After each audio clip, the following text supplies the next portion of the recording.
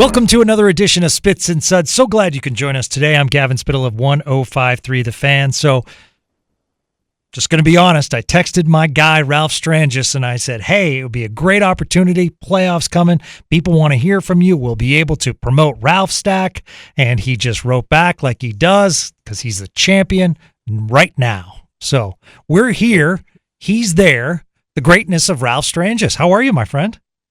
Good, Gavin. You know, my father used to say, it takes the same amount of time to do it whenever you do it, so do it now. Yeah, it's a good point. So that's one of those things. Like if I see a red check, I can't get notifications on my phone on any app, because if I do, I'll be playing, I'll be playing whack-a-mole all day, trying to knock the red checks off because I can't see a red check. In fact, no matter what it is that I have to do on my computer, if there's a software update that needs updating, I have to do that first. Really? Before I can't see the number one on the settings thing. So yeah, so I'm quite peculiar and quite intentional about getting everything done exactly when it needs to be done, which is sort of the as we segue here, sort of the theme of my very first podcast, which just dropped on YouTube. Yes. The Ralph Cast podcast is the YouTube. Tell us about that and how the idea came to fruition. Well, apparently, 4-year-olds have podcasts. So I thought, I mean, if they can do it, I ought to be able to figure this out. Absolutely. But I want it to be a little bit different, right? I mean, there will be times when I'll find a guest and I'll get into it with them for a long time and all of that. But the Ralph Cast is more like a TV show. It's going to be well under 30 minutes. This one is 24, 25 or something. And we have at least 4 segments and they move. We've got every week we're going to have a hockey guest. This week, our launch is Megan Chayka from Stathletes. Good one. She's our first guest. Yes, very, very good. I'm going to turn my phone off here. So, and then we have a segment called 100 Miles from Hockey, which this week I have a woman who painted murals in my backyard, had her LPGA card, but opted to paint murals instead of playing golf. No. So, yeah, we have a nice little 2-minute package with that. And that's interesting. Then we have Ralph's Show and Tell, which every week is a piece of memorabilia or something that I collected. And this week, as we're reflecting on my last game with the Dallas Stars 10 years ago, it was 10 years ago on April 11th. The Show and Tell item is my scorebook from that night where I wrote Art Ross Trophy. And I also wrote something. I knew that was going to be my last game, even though it didn't have to be. So we'll bring that out, and then we do a Ralph Stack piece at the end, which is one of my essays that I read into the camera. We shorten it up and then put video on it and stuff like that, and sort of all of a Brian Gumbel end of Real Sports kind of thing. And it's like that every week. Next week, so this show has landed. You can check my Twitter at Ralph Strangis, or you can check my Substack. It's posted on my Instagram. And then next week, our guest for our playoff preview show is Craig Button, former Dallas Stars assistant GM. Another good one. Former GM of the Flames. Yeah, TSN analyst. A really, really good guy, and he keeps very good track of the Stars. So we're going to do that next week. We're also going to have a segment on Ralph went to Coachella, which I did last weekend. Oh. And the show and tell stuff will be around my Stanley Cup ring and other playoff memorabilia that I've collected, and then we'll do a Substack on a Ralph Stack on how to watch the playoffs. So you're young at heart, but did you feel old going to Coachella?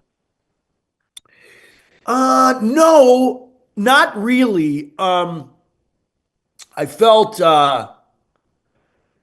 these events are tough, right? Festivals are really tough. Yeah. You have to navigate the ingress and the egress, the parking and the getting out and all of that. The scarcity of bathrooms, we get there. My nephew and I went. And we're in the park 2 minutes, we go to a food stand, we wait in line, we get there. I'm sorry, we're all out of drinks.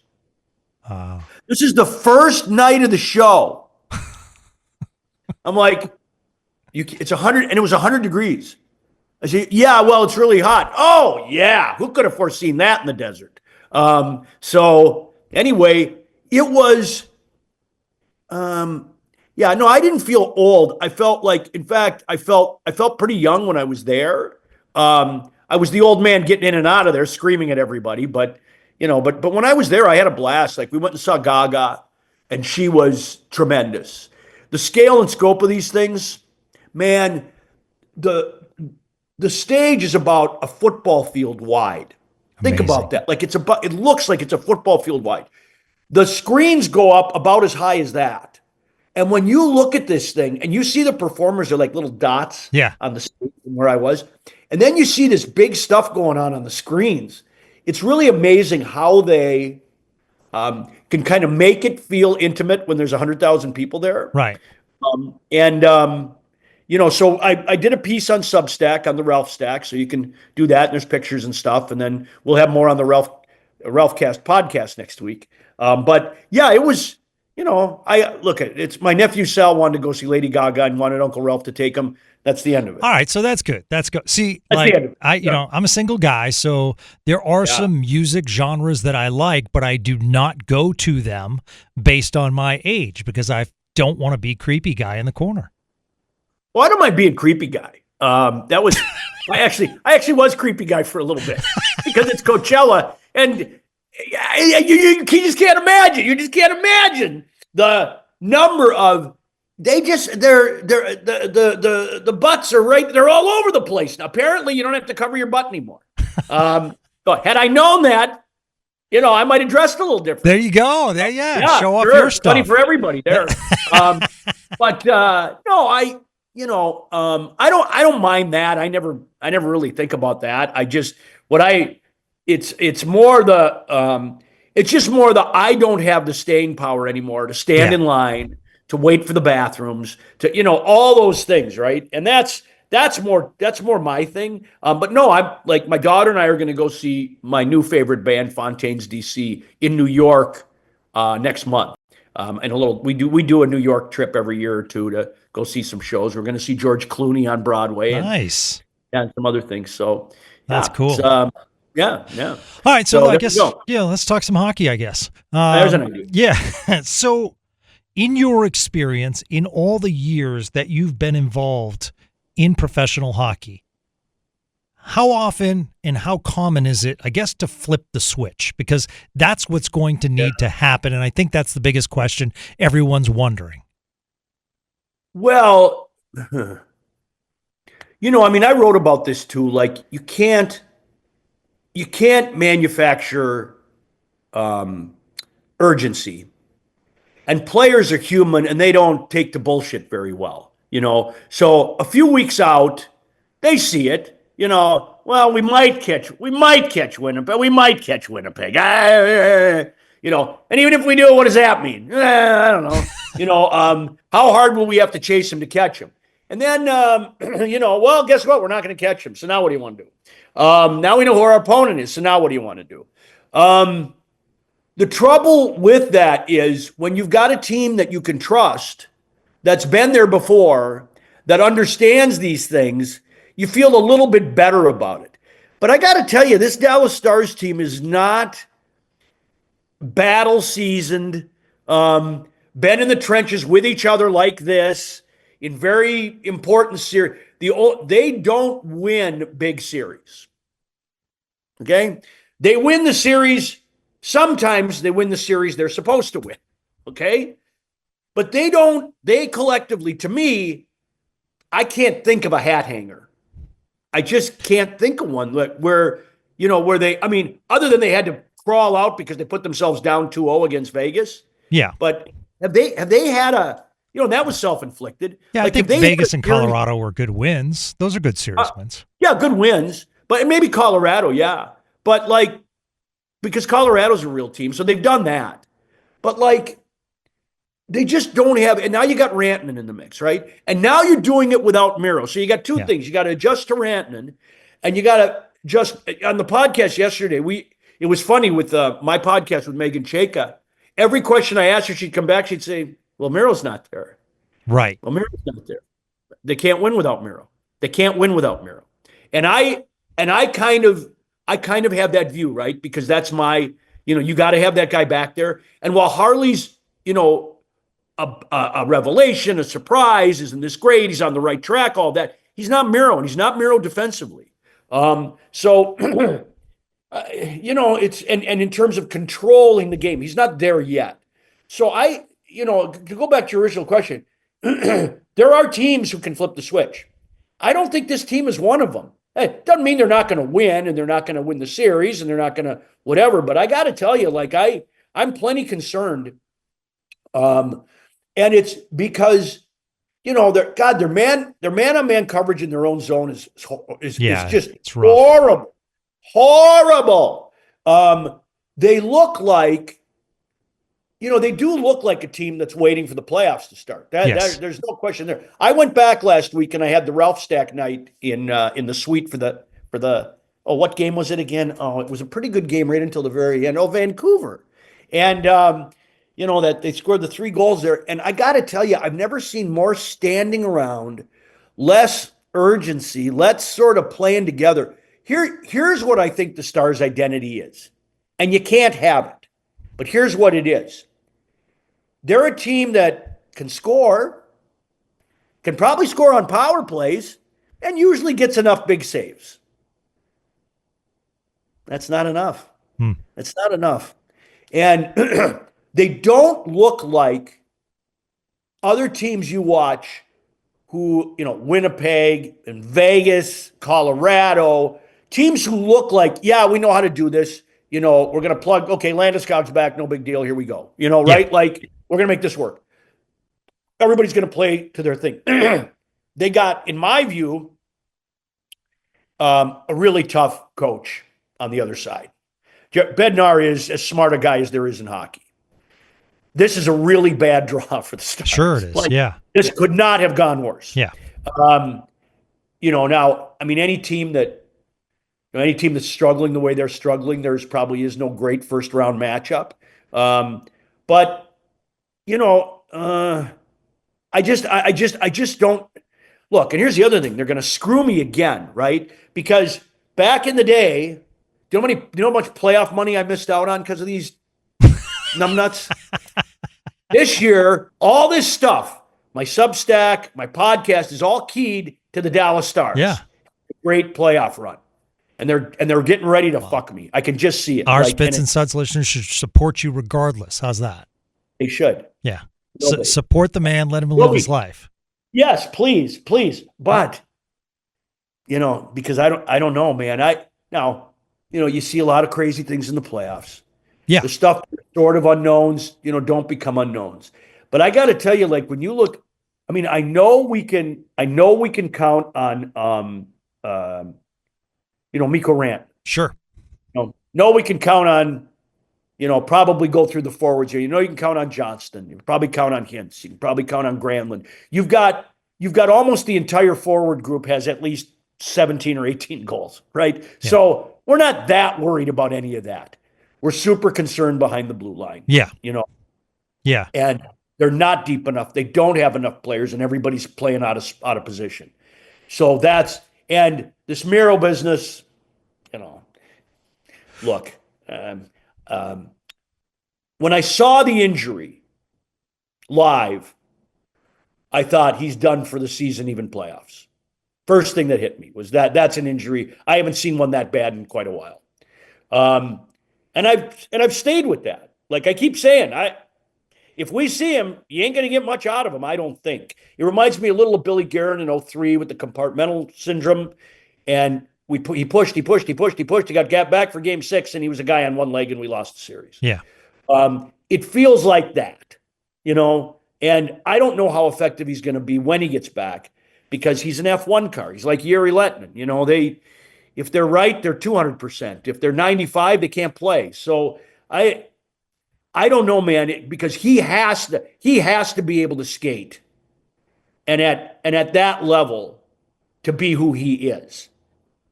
They got problems, man. I'm very concerned. Well, one of the things that I talk about a lot and people talk to me about physicality. And I'm not saying physicality as far as drop the gloves. I'm saying I'm worried, and I've been talking about it all year, as the rink shrinks in the playoffs, the physicality ramps up, and I feel as though that is a good counter to the Stars' speed and skill as far as neutralizing them, go hard against the defensemen, whereas I look at teams like Vegas or the upper tier teams, and they can beat you numerous ways.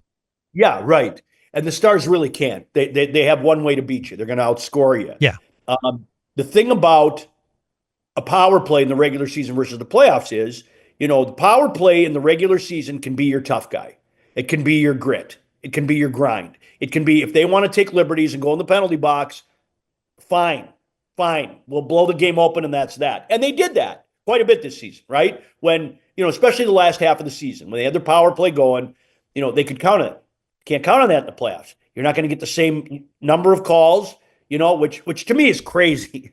But, it's a penalty for friggin' 82 games, but game one the following week, it's not. Yeah, agreed.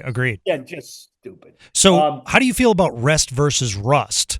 Obviously, Lindell, Harley logging a lot of minutes since the Miro injury. Colorado, flip side, they've already finished. They have a week off. Yeah, in your experience covering games, which is more beneficial, rest or rust? Depends on who wins. Depends on who wins the series, right? That's my cop-out answer. But I have never seen scheduling like this, and maybe I have, but I don't remember, where you get that break at the end of the season. Yeah, and it's like a bye. It's like a bye. It's a bye week. Yeah. And for Colorado, I would think, when you have an organization like the Avalanche, they'll be fine. They'll handle that perfectly, right? I think the thing about the Stars is, and maybe this is going to be the time when we're really going to start looking hard at Pete DeBoer, right? But I don't know, when you see a team drop game one of every friggin' playoff series, okay? It's two things. The goalie's not ready and the coach didn't. Well, it's one thing to do it every night, but to lose 7 straight like that, that's what this team has done. And most of that, I'm pretty sure all of that under DeBoer, and right, and then 5 or 6 anyway. Yeah. Then you look at Oettinger, another one of my guys, and I'm like, oh God, and they're not playing him down the stretch, which, I don't know. When you start, here's what it is, right? It's like if you're in a relationship, okay, and you start trying to kiss your other's ass and start working the whole house around them, that, okay, I'm just going to make sure you're so comfortable and I do everything right for you, and then you're going to love me even more, right? That's what they're doing with Oettinger. Like, well, last year we're going to play him more, and last year we're going to be harder on him, but this year we're going to do this, and this year, when you're doing that much thinking about your starting goalie's a problem. And I know people don't agree with me with this, but I think whenever you start being this engineered about how you want to handle them this time, what are they going to do next year? If he gets beat in the first round this year, how's he going to play down the stretch next year? Oh, let me guess, he's going to play every game, So I just, all this being said, their personnel is still unbelievable. Like, their forwards are as good as any group in the league going into the playoffs, period, end of sentence. But their structure, their defense, their scheming, the way they play, you just said it, the level of grit, sandpaper, the hockey people like to say that, and the abrasiveness, and then their goaltending is spotty to me. I mean, real quick, Gavin, then I looked at, Ed Belfour when he won. 16-7, 1.69, 935. Last year, Sergei Bobrovsky, 16-7, 1.82, 930 or something, right? Can Jake Oettinger do that for 2 months against the best competition in hockey? Can he post those numbers? It's a fair question. I don't know.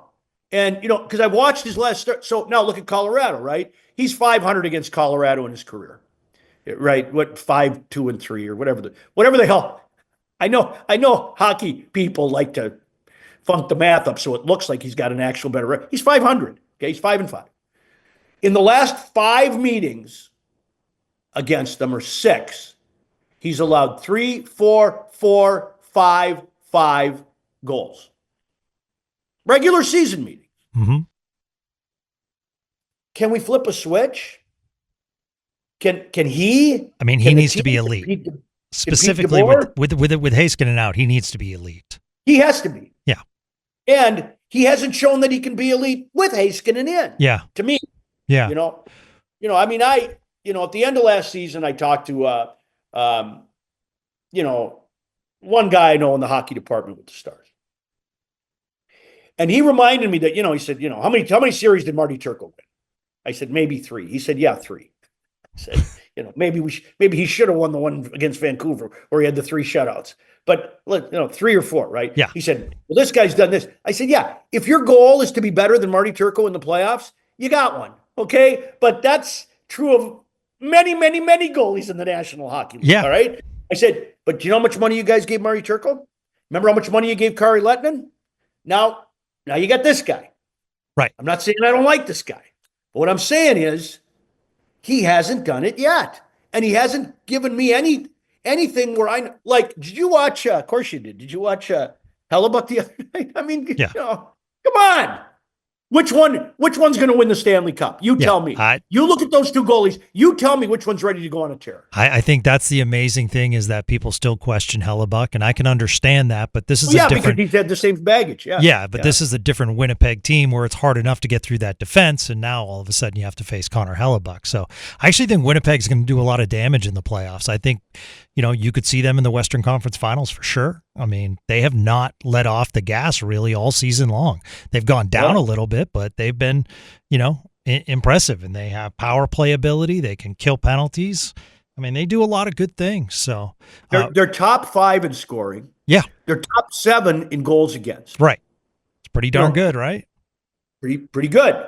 You also look at, now, they don't have the depth of scoring up front with the big, they don't have, I don't know, what does Dallas have? 6 or 7 20-goal scorers or something? They don't have that. But what they do is they have enough, know? And then they've got, even with their goaltending, their goaltending isn't terrible. Everybody thinks that that's pocketed for Jake. Like, oh, well, we got him in goal. Do we? Do you know how many? We should have had him with Aiden Hill in goal. We should have had him with Skinner in goal. Like those, series where he's walked into where you'd go, he's the better goalie. They've lost the series. So I don't know what they have here. Yeah. And what do you think if Wedgwood, for some reason, if Wedgwood gets in there, you think he's going to be fairly motivated? I do. I think all your questions, what's so interesting is all of your questions are valid. And that is what's so puzzling about what has happened to this team. And I think it's more than a Miro injury. I really do. I think that, and that's why I'm saying, and it's not a popular opinion, Ralph, if for some reason they're bounced, I don't know what it will be, but I think they need to change the team dynamic. And I think good teams change the dynamic to take it to the next level. Well, I mean, the first bullet you got is, and again, we're so far away from this, is the coach, right?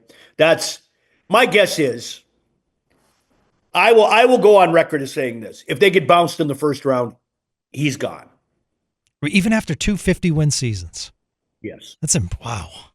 I would. I mean, I would say I would not be surprised at all. Some of the things I see when he says in his press conferences too are a little troubling. And I'm not sensing, and after a while too, everybody's got a shelf life. And then you look at a guy like this and you say, well, maybe there's a reason he can't get over the hump. I don't know. I mean, that's certainly, he has to overcome that. Yeah. But the thing about, and you say, culture change, whatever. The one move you can make to make a culture shift is, as a coach, right? GM's not going anywhere. Right. Right. You can decide you may or may not want to re-up a player or bring somebody else in or ship somebody else out. And, those things are always part of the conversation. But if you want a big one, if you want a big move, that's the one. That's the one. But again, we're talking, look, they got 50 wins. Okay. They're the number 2 team in the West. Yeah. Or whatever. Right. Like this isn't horribly fatal what they're going through. The trouble is when you start looking in the West, which is stacked, right? And you say, okay, which of these top 4 or 5 teams might not be with the rest of the group anymore? It's Dallas, right? Yeah. And so you're like, what the hell, man? And when we see games like, that Winnipeg game is, to me, is exactly like it's just the story of Jake Oettinger and the Dallas Stars, right? Not bad, played good, right? Right. Lost. Yeah. Lost. And I'm going to get another call from my guy saying, well, see how good he played? You lost. You were down 2-0 going into the third. Nobody comes back. What? I mean, except Vancouver and against you guys. Like, so I don't know. You think on another note, another teammate of Ottinger's, can the captain pick up? I mean, that's one thing, and you hate to do it because of such a great career. I thought he played better last night. Kind of was robbed of a 400th goal, but at the same time, I mean, do you take your captain and move him down? I don't think you can put him on the 4th line, can you, Ralph? Well, here's what I saw, though, right? So when you go back to last season in the playoffs, here's what I see of DeBoer. DeBoer is as stubborn as they come. For him to keep putting Pavelski out there, yeah, that's true. All the evidence to the contrary. We talked about that. Yeah. I appreciate loyalty. I appreciate guys sticking with their boys. I appreciate somebody like DeBoer saying, "Look, he's gonna tip one in when we need it, and that's why I keep throwing him out there." But he ignored every bit of the evidence, and it was damning evidence. I mean, his metrics when he was out there, the bad things that were happening to the Stars in the playoffs. You can't have. He was a liability. You can't have him out there, and he never cut his minutes down. So extrapolating from that, no, unless Jim Nill goes over the top, and Nill doesn't make calls like that generally with the coaches, where he'll say you have to do this because that's the coach's job. So I would expect that. Now again, Pavelski isn't his boy, or I mean Ben isn't his boy like Pavelski was. Okay, Pete DeBoer would go down, and he did go down with that ship. That's what he decided. I'm going to go down with the ship with Pavelski. Will he do the same thing with Ben? I don't know, because in my view, and people just, again, people are chicken shits. You just don't want to do it. But the cross check to Stone in the playoffs 2 years ago, that would have been the last game he played for the Dallas Stars. If it was me, that'd been the last game. And the fact that he didn't talk to the media after, yeah, I'd have taken him aside and I just said, "Look, tough luck. Your suspension is over, but we're not putting you back in." Yeah, you put us in a position where we're going to lose the series with or without you, and we're going to do it without you, and you're going to move on. And I'm serious. I love Jamie Benn. Yeah, I know you do. But yeah. That would have been it. Yeah. And when you have that, there's a feeling there that this team reminds me a lot of the days with Marty and Brendan and those guys. Right? Fun during the regular season, great guys, fun to hang out with, and we'd get clipped in the 1st or 2nd round every year. And this team's starting to feel like that. Okay, so take me back to 99 then, and what that team had to take it to the next level. It was just little minutia that you saw that's like, oh, wow. I mean, was it Cup experience? Yeah, it was everything, though. But they had a real identity, and they knew how they were going to play, right? But as you were mentioning earlier, they could beat you any way you wanted to play it. You want to run and gun? You want to go Colorado and run and gun? We can do it. You want to play closer to the vest? We could do that too. They had a healthy Sergei Zubov in the prime of his career, and that was about as much, The forwards, very reminiscent to the forwards now, right? Except, you had Pat Verbeek on the 4th line. You had a friggin' 400 goal scorer on the 4th line. Yeah, sure. So, yeah. So we had everything up front. The same, it's our forwards and these forwards it's a very similar experience, okay? Where you've got guys who've been there a long time. You can get a big goal from anybody on any of the 4 lines. and then you've got your guy like Mikko Rantanen, who, let me tell you something. When you need a goal out of Mikko Rantanen, you're going to get a fucking goal out of Mikko Rantanen. And then it's a proven commodity. We've seen it. We know what he does in the playoffs with a functioning unit around him. I don't know how functional this unit is right now. But they also had Ed Belfour. And Eddie there was no him and Han with Eddie Belfour. He had a chance to close the series. He closed it. Didn't take him 2 games, didn't take him 3 games. He didn't start a series from behind. I'm pretty sure we won game 1 against Edmonton, game 1 against St. Louis, game 1 against Edmonton, and game 1 against Buffalo. And we lost game 2. And I think we lost game 2, but we won game 1. So we won all those game 1s. So you're starting out in control of the series, right? They now got to win, 4 of the next 6. Pressure on them. Right? And all you got to do is win 3. All you got to do is play 500 and you win the series. It's a huge thing. Scotty Bowman was always game 1 centric, right? These guys, they don't even know game 1's part of the series. They're never ready for it. They don't play very well. They go behind early. It's, and then they just kind of, so the difference between this team and 99 is a lot. Yeah. If this team had Miro back, okay, the gap would be closed significantly. And then the only big worry we'd have would be, Oettinger. And, can he do more than look good in a 4-3 loss?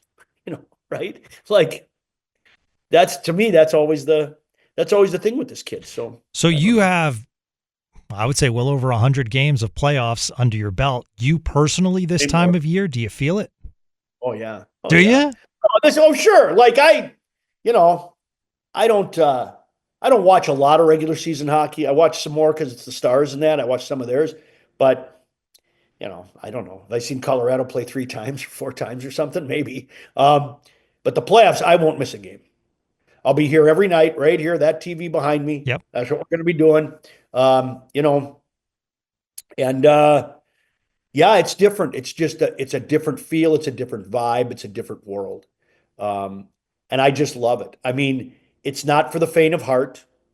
On the Ralph stack next week, we're going to talk about, playoff watching. I have a common expression that you know this to be true, which is when you win a game, when your team wins a game, you think you're going to win it all. When you lose a game, you think you're never going to win another one. That's the playoffs, right?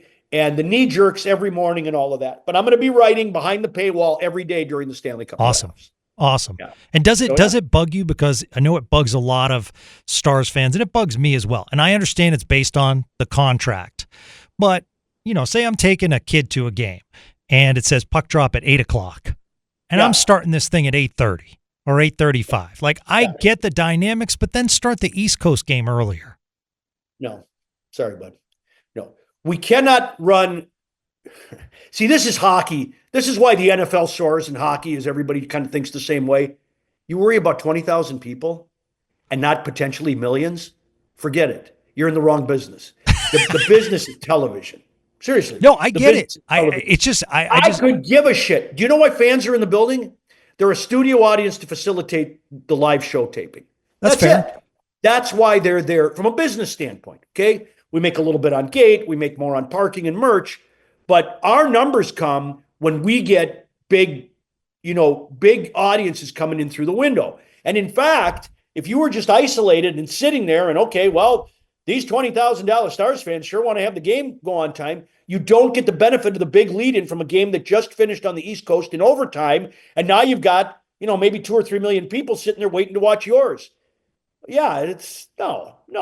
Screw you, Gavin. You're not important to this process. I got a podcast to do after these damn games. No. I have a day job, sir. And on deadline and writers and all that shit. No, it's not part of the calculus. Nobody cares about, and it shouldn't be. It just shouldn't be. I hope maybe you look at this in a different way because it's just business. That's all. It's always business. Well, it is, but we have day jobs here. Yeah, well. Find another sport.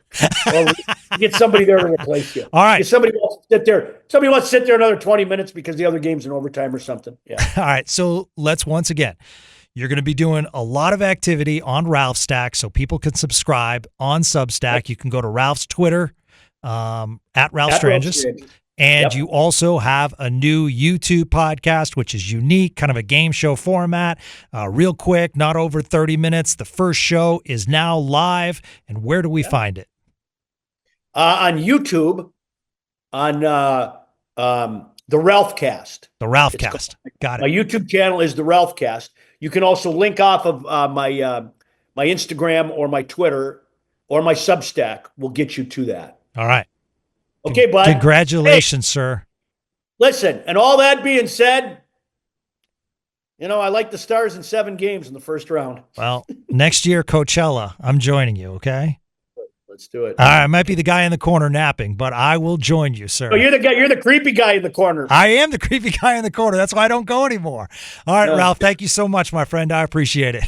Thanks, Gavin. All right, that's the greatness of Ralph Strangis. I'm Gavin Spittle of 105.3 The Fan. Thank you so much. Stick tap to you for listening and supporting Spits and Suds. We'll be back with another episode soon. Until then, have a great day, everyone.